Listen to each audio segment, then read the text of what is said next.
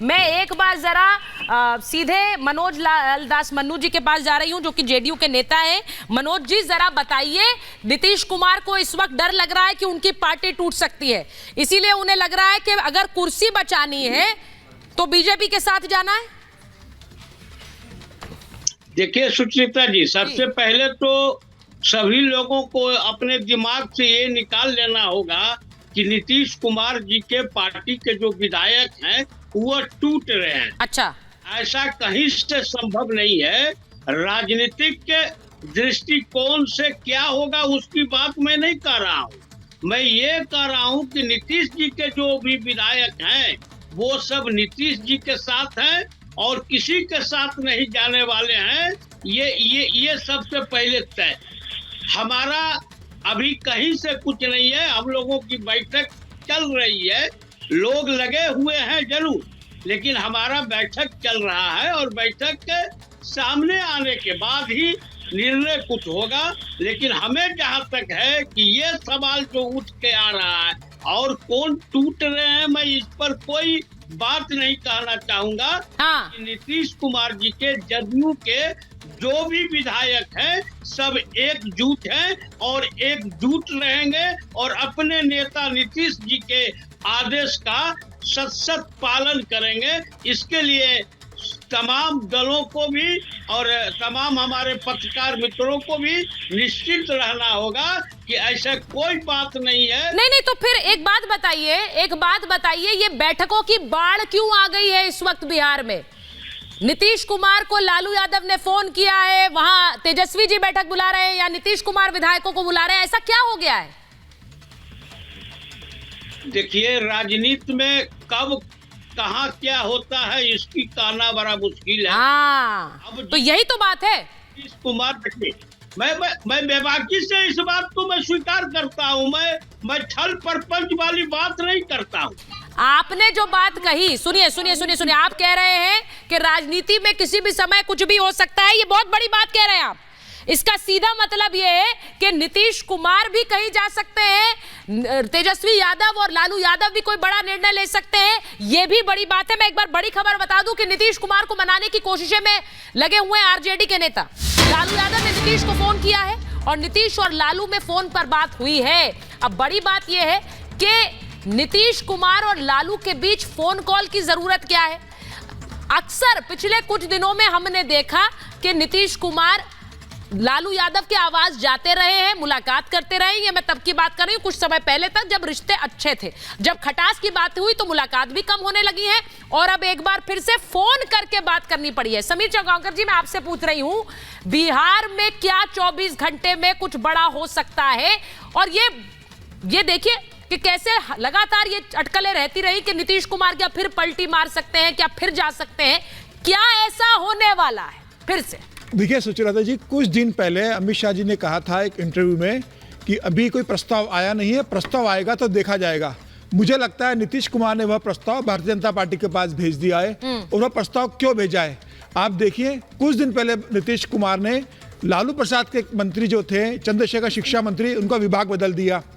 Cabinet की आज बैठक होती है, ब्रीफिंग नहीं होती है। नीतीश कुमार इस बात को जानते हैं कि भारतीय जनता पार्टी के साथ लड़कर 2019 में जो उनके सांसद 17 जीत कर आए थे, आज वह जीतने की स्थिति में नहीं है और वह सांसद नीतीश कुमार पर दबाव डाल रहे हैं कि अगर 2024 के अंदर हमें जीतना है तो भारतीय जनता पार्टी के साथ जाना होगा, प्रधानमंत्री मोदी के साथ जाना होगा। देश के अंदर प्रधानमंत्री मोदी की गारंटी की गाड़ी चल रही है, उस आंधी में हम उड़ जाएंगे। लालू के साथ हम जीत नहीं सकते हैं। और मुझे लगता है नीतीश कुमार ये बात समझ गए कि 2019 में उनका जो प्रदर्शन रहा था वह भारतीय जनता पार्टी और प्रधानमंत्री मोदी के कारण रहा था। अगर 2024 में जीतना है और बिहार में बने रहना है तो मुझे लगता है कि नीतीश कुमार ये समझ गए कि प्रधानमंत्री मोदी, देखिए इस वक्त नरेंद्र मोदी का साथ हर कोई चाह रहा है। मैं एक तस्वीर दिखाना चाहती हूँ जो रोड शो की आ रही है जयपुर से। जयपुर में एक भव्य रोड शो नरेंद्र मोदी कर रहे हैं इमैनुअल मैक्रोन के साथ। ये तस्वीर देख लीजिए, ग्रहण की गले मिल रहे हैं किसी तारीख, बहुत आत्मीयता के साथ, बहुत प्रेम के साथ इमैनुअल मैक्रोन और नरेंद्र मोदी के बीच ये मुलाकात जो कि वहां पर जयपुर में इस वक्त हो रही है। और यहाँ तौर पर भी इन चीजों में काफी, आप ये सोचिए कि इस वक्त हर कोई नरेंद्र मोदी से हाथ मिलाना चाह रहा है, फिर वो अंतर्राष्ट्रीय स्टेट हेड्स हो या फिर बिहार की परिस्थिति को समझिए, देश के नेता हो, क्या वो भी नरेंद्र मोदी के साथ आना चाह रहे हैं? क्यों आना चाह रहे हैं? क्या 2024 में एक जीत नरेंद्र मोदी की नजर आ रही है? इसीलिए ये तस्वीर जरा देख लीजिए नरेंद्र मोदी की इमैनुअल मैक्रोन के साथ, जो कि बिहार में घटनाक्रम से भी इसको मैं इसलिए जोड़कर देख रही हूं कि जब 2024 में अगर नरेंद्र मोदी आते हैं तो बाकी देशों के लिए भी वो रिश्ता जरूरी है, और इसी के साथ साथ देश के नेताओं और पार्टियों को भी अपना भविष्य सोचना है। क्या ये इंपॉर्टेंट है? सोचिए इसे। मैं एक बार जरा वरुण पुरोहित जी के पास जा रही हूं, तस्वीरें रखिए जरा स्क्रीन पर। वरुण जी जरा बताइए, क्या यही कारण है, चाहे वो वॉशिंगटन पोस्ट हो, वो गार्जियन हो, सब कह रहे हैं तीसरी बार आ रहे हैं नरेंद्र मोदी भारत में, उनकी सरकार बन रही है, और यही शायद नीतीश कुमार ने भी भांप लिया है कि फिर नरेंद्र मोदी आ रहे हैं। देखिए सुचारिता जी, पाटलिपुत्र जो है आचार्य विष्णुगुप्त चाणक्य के नाम से प्रख्यात है, और वो राजनीति की एक माइन है, कुआ है राजनीति। वहां जो पानी पी लेता है वो राजनीति का एक्सपर्ट हो जाता है। राजनीति क्षणभंगुर है, अब किसको क्या फायदा राजनीति में होगा उस हिसाब से वो अपना निर्णय लेगा। लेकिन मैं इस पॉइंट ऑफ व्यू कर रहा हूं शुरू से कि कांग्रेस के अंदर कांग्रेस पार्टी जो है वो कांग्रेस पृष्ठभूमि के लोगों को, जो कैडर के लोगों को, उनको आगे बढ़ाना चाहिए। तो कहीं गठबंधन करने की आवश्यकता नहीं पड़ती। अगर ऐसा नीति करते रहते तो साल 2 साल 3 साल में कांग्रेस पार्टी मजबूत हो जाती है। नीतीश कुमार जी क्या निर्णय लेंगे क्या नहीं लेंगे मैं नहीं समझता हूं, लेकिन एक भारतीय राजनीति के जबरदस्त राजनीतिज्ञ हैं, एक नेता है पूरे भारत के, उनका नाम बिहार से चाहे सीटें कम आती हो लेकिन एक इम्पैक्ट तो है ही उनका राजस्थान हिंदुस्तान की राजनीति में। आपने जो बात कही है वरुण जी, 2-3-4 दिन 5 दिन में पता लगेगा इंडिया अलायंस जी। आप ये कह रहे हैं बिहार में जो इम्पैक्ट है, मैं सिर्फ ये कह रही हूं कि क्या बिहार की राजनीति में एक अगर बड़ा बदलाव होने वाला है तो उसके पीछे कारण क्या है? क्या कारण है कि नीतीश कुमार एक बार फिर से बीजेपी के साथ जा सकते हैं? वो अपनी पार्टी बता रहे हैं, गुरु प्रकाश जी, क्या वो पार्टी बचा रहे हैं? क्योंकि खबर ये आ रही है कि उनके खुद के विधायक बीजेपी के साथ जाना चाह रहे हैं। पार्टी बचाने के लिए वो आपके साथ आ सकते हैं?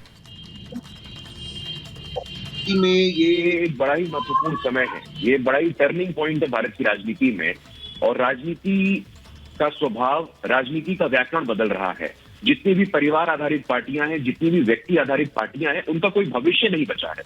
मैं ईमानदारी से आपको इस बात को कह रहा हूं। और अभी इंडिया अलायंस की बात हो रही थी, देखिए इंडिया अलायंस का जो आधार है, इंडिया अलायंस की जो पृष्ठभूमि है, वो शुद्ध रूप से नकारात्मक है।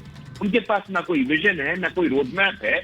अभी परसों से केसी त्यागी जी कह रहे हैं, कल ममता बनर्जी जी ने कह दिया, कल आम आदमी पार्टी ने पंजाब ने इनको कह दिया।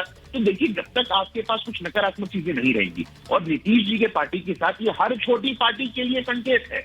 जितनी भी परिवार आधारित पार्टियां हैं, जितनी भी व्यक्ति आधारित पार्टियां हैं, उनको समझना चाहिए, उनके लिए समझने का समय आ गया है कि अब सिर्फ हल्की बात करने से बात नहीं बनेगी। भारत का जो जनमानस है, भारत के जो लोग हैं, वो आपको नापते हैं, आपको मापते हैं, हल्की बातें करते हैं आप। मोदी जी जब से पिछले 10 वर्षों में भारत में शासन में आए हैं, राजनीति के केंद्र में आए हैं, तब से आप करना क्या चाहते हैं? आपका विजन क्या है? इंफ्रास्ट्रक्चर हो, इन्वेस्टमेंट हो, कनेक्टिविटी हो, आपको विकास चाहिए। अगर हम 5वीं सबसे बड़ी अर्थव्यवस्था बने हैं और हम 3वीं सबसे बड़ी अर्थव्यवस्था बनना चाहते हैं, तो जनमानस के मन में जिज्ञासा है, जनमानस काम करते हुए देखना चाहता है। कब तक जाति की बात, कब तक धर्म की बात, कब तक हल्की बातें करिएगा आप? देखिए गुरु प्रकाश जी, हम जब आपसे बात कर रहे हैं तो आपके नेता किस तरह का बयान दे रहे हैं, जरा वो भी समझिए।